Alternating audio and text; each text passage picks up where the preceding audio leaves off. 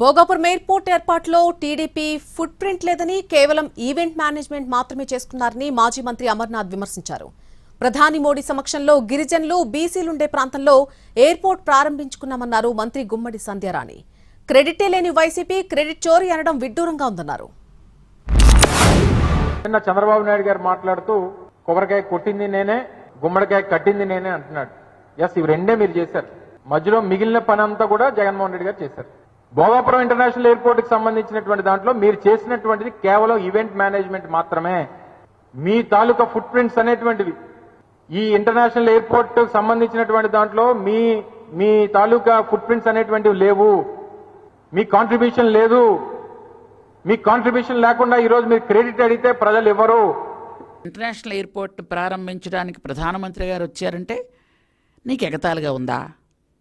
ఆ ఎయిర్పోర్ట్కి మా గిరిజనుల ఆరాధ్య దైవమైన అల్లూరి సీతారామరాజు గారి పేరు పెట్టడం నీకు ఎగతాళిగా ఉందా? ఒక ఇంటర్నేషనల్ ఎయిర్పోర్టు ఎస్టీలు బీసీలు కేవలంగా ఉండే జిల్లాలలో అది పెట్టడం నీకు ఎగతాళిగా ఉందా? నువ్వు కనీసం ఒక పని చెయ్యవు, చేసిన వాళ్ళని అప్రిషియేట్ చెయ్యవు, మళ్ళీ క్రెడిట్ చోరీ అంటావు. అసలు నీ క్రెడిటే లేదు. క్రెడిట్ చోరీ ఏంటి?